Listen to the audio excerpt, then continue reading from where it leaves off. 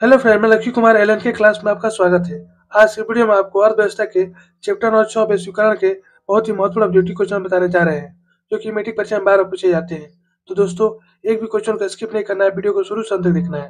Video को like subscribe जरूर करें और बेल आइकन दबाना ना भूलें। तो चलिए स्टार्ट करते हैं आज का पहला क्वेश्चन। क्वेश्चन 1, अंतर्राष्ट्रीय श्रमिक संगठन की स्थापना किस वर्ष हुई? काफी महत्वपूर्ण क्वेश्चन है, मैट्रिक परीक्षा में बार बार पूछा जाता है। यहाँ बताना अंतर्राष्ट्रीय श्रमिक संगठन की स्थापना किस वर्ष हुई? ऑप्शन ए 1917 में, बी 1919 में, सी 1921 में, डी 1923 में। अंतर्राष्ट्रीय श्रमिक संगठन की स्थापना किस वर्ष हुई? तो 1919 में। यहाँ पर राइट ऑप्शन बी, इसे याद रखना होगा। चलिए अगला क्वेश्चन देखते हैं।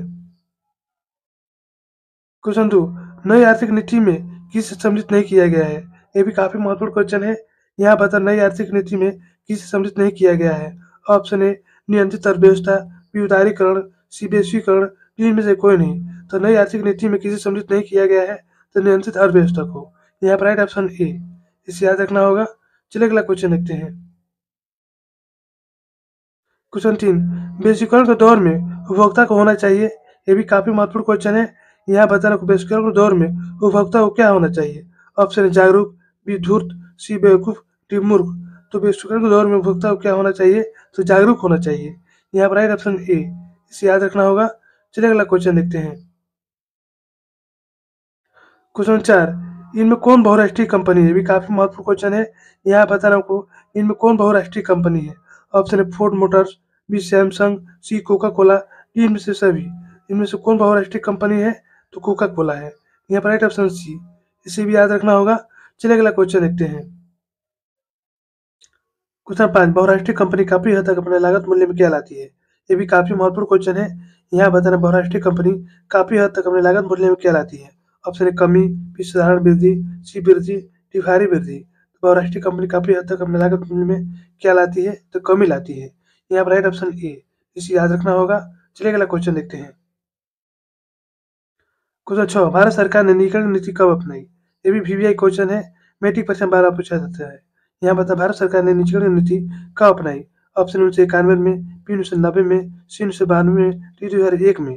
तो भारत सरकार ने निजीकरण नीति कब अपनाई? तो 1991 में। यहाँ पर राइट ऑप्शन ए, इसे याद रखना होगा। चलिए अगला क्वेश्चन देखते हैं। क्वेश्चन 7, विश्व व्यापार संगठन की स्थापना कब हुई? ये भी वीवीआई क्वेश्चन है, मैट्रिक परीक्षा में बार पूछा जाता है। यहाँ बता विश्व व्यापार संगठन की स्थापना कब हुई? ऑप्शन है 1992 में, बी 1993 में, सी 1994 में, डी 1995 में। विश्व व्यापार संगठन की स्थापना कब हुई? तो 1995 में। यहाँ पर राइट ऑप्शन डी, इसे याद रखना होगा। चलिए अगला क्वेश्चन देखते हैं। क्वेश्चन 8, निम्न से कौन सी विदेशी ब्रांड नहीं है? ये भी काफी महत्वपूर्ण क्वेश्चन है। यहाँ बता निम्न से कौन विदेशी ब्रांड नहीं है?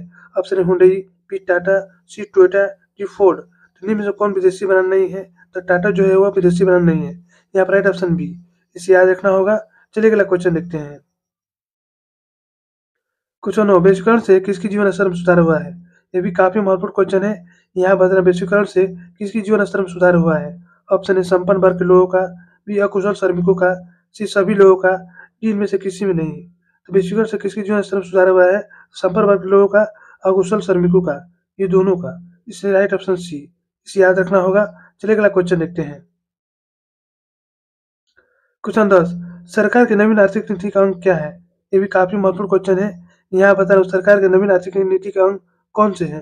ऑप्शन है निजीकरण, वैश्वीकरण, सी उदारीकरण, इनमें सभी। तो सरकार के नवीन आर्थिक नीति के अंग कौन से हैं? तो निजीकरण, वैश्वीकरण और उदारीकरण, ये तीनों है। इसे राइट ऑप्शन डी, इसे याद रखना होगा। चलिए अगला क्वेश्चन देखते हैं। क्वेश्चन 11, भारत की नई आर्थिक नीति की घोषणा किस प्रधानमंत्री ने की थी? ये भी काफी महत्वपूर्ण क्वेश्चन है, मैट्रिक परीक्षा में बार पूछा जाता है। यहाँ पर भारत की नई आर्थिक नीति की घोषणा किस प्रधानमंत्री ने की थी? ऑप्शन है राजीव गांधी ने, बी डॉक्टर मनमोहन सिंह ने, सी इंदिरा गांधी ने, डी इनमें से कोई नहीं। भारत की नई आर्थिक नीति की घोषणा किस प्रधानमंत्री ने की थी? तो डॉक्टर मनमोहन सिंह ने। यहाँ पर राइट ऑप्शन बी, इसे याद रखना होगा। चलिए अगला क्वेश्चन देखते हैं। क्वेश्चन 12, वैश्वीकरण से बिहार के किस उद्योग को सर्वाधिक प्रोत्साहन मिला है? ये भी काफी महत्वपूर्ण क्वेश्चन है, मैट्रिक परीक्षा में 12 पूछा जाता है। यहाँ बता वैश्वीकरण से बिहार के किस उद्योग को सर्वाधिक प्रोत्साहन मिला है? ऑप्शन है बीज निर्माण, बी कृषि एवं पशुपालन, सी पर्यटन, डी इनमें से कोई नहीं। तो वैश्वीकरण से बिहार के किस उद्योग को सर्वाधिक प्रोत्साहन मिला है? तो पर्यटन को। यहाँ पर राइट ऑप्शन सी, इसे याद रखना होगा। चलिए अगला क्वेश्चन देखते हैं। क्वेश्चन 13 बेसुकल की प्रमुख विशेषता क्या है? ये भी काफ़ी महत्वपूर्ण क्वेश्चन है। यहाँ बताना होगा बेसुकल की प्रमुख विशेषता क्या है? ऑप्शन ए पूंजी का मुक्त प्रवाह, सी प्रौद्योगिकी का मुक्त प्रवाह, सी वस्तुओं का मुक्त प्रवाह, डी इनमें से सभी। तो बेसुकल की प्रमुख विशेषता क्या है? तो पूंजी का मुक्त प्रवाह, प्रौद्योगिकी का मुक्त प्रवाह और वस्तुओं का मुक्त प्रवाह, ये तीनों है। इसलिए राइट ऑप्शन डी, इसे याद रखना होगा। चलिए अगला क्वेश्चन देखते हैं। क्वेश्चन 14 आर्थिक सुधार भारत में कब आरंभ हुआ? ये भी काफी महत्वपूर्ण क्वेश्चन है। यहाँ बता रहा हूँ आर्थिक सुधार भारत में कब आरंभ हुआ?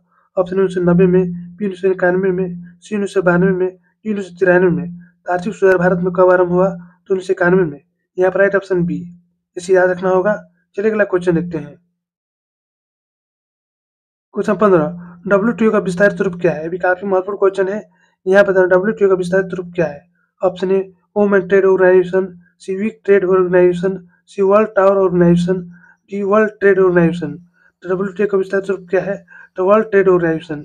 यहाँ पर राइट ऑप्शन डी, इसे याद रखना होगा। चलिए अगला क्वेश्चन देखते हैं। क्वेश्चन 16 विदेशी निवेश का उद्देश्य क्या होता है? ये भी काफी महत्वपूर्ण क्वेश्चन है। यहाँ बताना विदेशी निवेश का उद्देश्य होता है ऑप्शन ए लाभ, बी न लाभ न हानि, सी हानि, तीन में से सभी। तो विदेशी निवेश का उद्देश्य होता है तो लाभ। यहाँ पर राइट ऑप्शन ए, इसे याद रखना होगा। चलिए अगला क्वेश्चन देखते हैं। क्वेश्चन 17 उदारीकरण हटाती है प्रतिबंधों को। यहाँ बताने उदारीकरण हटाती है प्रतिबंधों को। ऑप्शन ए कोटा से, बी परमिट से, सी लाइसेंस से, डी में से सभी। तो उदारीकरण हटाती है प्रतिबंधों को तो कोटा से, परमिट से, लाइसेंस से, तीनों से हटाती है। इसलिए राइट ऑप्शन डी, इसे याद रखना होगा। चलिए अगला क्वेश्चन देखते हैं। क्वेश्चन 18 वैश्वीकरण से देश एक दूसरे को क्या हुए हैं? ये भी काफी महत्वपूर्ण क्वेश्चन है। यहाँ बता वैश्वीकरण से देश एक दूसरे के क्या हुए हैं? ऑप्शन अति दूर, बी दूर, सी कुछ दूर, डी करीब। वैश्वीकरण से देश एक दूसरे के क्या हुए हैं? तो करीब हुए हैं। यहाँ पर राइट ऑप्शन डी, इसे याद रखना होगा। चलिए अगला क्वेश्चन देखते हैं। क्वेश्चन 19 मॉल उपलब्ध कराती है वस्तुओं को। ये भी काफी महत्वपूर्ण क्वेश्चन है। यहाँ बताना मॉल उपलब्ध कराती है वस्तुओं को। ऑप्शन ए अलग अलग स्थान पर, बी कुछ वस्तुएं, सी एक ही स्थान पर, सी चुनी हुई वस्तुएं। तो मॉल उपलब्ध कराती है वस्तुओं को एक ही स्थान पर। यहाँ पर राइट ऑप्शन सी, इसे याद रखना होगा। चलिए अगला क्वेश्चन देखते हैं। क्वेश्चन 20 बेसुकर के मुख्य अंक कितने हैं? ये भी काफी महत्वपूर्ण क्वेश्चन है। यहाँ बताना बेसुकर के मुख्य अंक कितने हैं? Option A 1, B 2, C 5, D 4। बेसुकर के मुख्य अंक कितने हैं? तो 5 है। यहाँ पर राइट ऑप्शन सी, इसे याद रखना होगा। चलिए अगला क्वेश्चन देखते हैं। क्वेश्चन 21 नई आर्थिक नीति में किसे सम्मिलित किया गया है? ये भी काफी महत्वपूर्ण क्वेश्चन है। यहाँ पता नई आर्थिक नीति में किसे सम्मिलित किया गया है? ऑप्शन उदारीकरण, बी निजीकरण, सी वैश्वीकरण, डी में सभी। तो नई आर्थिक नीति में किसे सम्मिलित किया गया है? तो उदारीकरण, निजीकरण, वैश्वीकरण, इस तीनों को। इसे राइट ऑप्शन डी, इसे याद रखना होगा। चलिए अगला क्वेश्चन देखते हैं। क्वेश्चन 22 अंतर्राष्ट्रीय व्यापार संबंधी नियमों को निर्धारित करने वाली संस्था कौन है? ये भी काफी महत्वपूर्ण क्वेश्चन है। यहाँ बताना अंतर्राष्ट्रीय व्यापार संबंधी नियमों को निर्धारित करने वाली संस्था कौन है? ऑप्शन ए विश्व बैंक, बी IMF, सी यूएनओ, डी में से कोई नहीं। तो अंतर्राष्ट्रीय व्यापार संबंधी नियमों को निर्धारित करने वाली संस्था कौन है? तो विश्व बैंक है। यहाँ पर राइट ऑप्शन ए, इसे याद रखना होगा। चलिए अगला क्वेश्चन देखते हैं। क्वेश्चन 23 बाजार का व्यापक विस्तार अब कहाँ तक हो गया है? ये भी काफी महत्वपूर्ण क्वेश्चन है। यहाँ बताना बाजार का व्यापक विस्तार अब कहाँ तक हो गया है? ऑप्शन ए पूरी दुनिया में, बी पूरी एशिया में, सी पूरी यूरोप में, तीन में से कहीं नहीं। तो बाजार का व्यापक विस्तार अब कहाँ तक हो गया है? तो पूरी दुनिया में। यहाँ पर राइट ऑप्शन ए, इसे याद रखना होगा। चलिए अगला क्वेश्चन देखते हैं। क्वेश्चन 24 पार्ले समूह के थम्स अप ब्रांड को किस बहुराष्ट्रीय कंपनी ने खरीद लिया है? यहाँ बता रहे को पार्ले समूह के थम्स अप ब्रांड को किस बहुराष्ट्रीय कंपनी ने खरीद लिया है? Option A Coca Cola, B LG, C Reebok, D Nokia. तो पार्ले समूह के थम्स अप ब्रांड को किस बहुराष्ट्रीय कंपनी ने खरीद लिया है? तो कोका कोला ने। यहाँ पर राइट ऑप्शन ए, इसे याद रखना होगा। चलिए अगला क्वेश्चन देखते हैं। क्वेश्चन 25 प्रौद्योगिकी के विकास ने विश्वकरण गति को क्या किया है? ये भी काफी महत्वपूर्ण क्वेश्चन है। यहाँ बता प्रौद्योगिकी के विकास ने विश्वकरण की गति को क्या किया है? ऑप्शन धीमी, बी मध्यम, सी अति सुस्त, डी तेज। तो प्रौद्योगिकी के विकास ने विश्वकरण गति को क्या किया है? तो तेज किया है। यहाँ पर राइट ऑप्शन डी, इसे याद रखना होगा। तो दोस्तों यही पर हमारा वीडियो समाप्त होता है।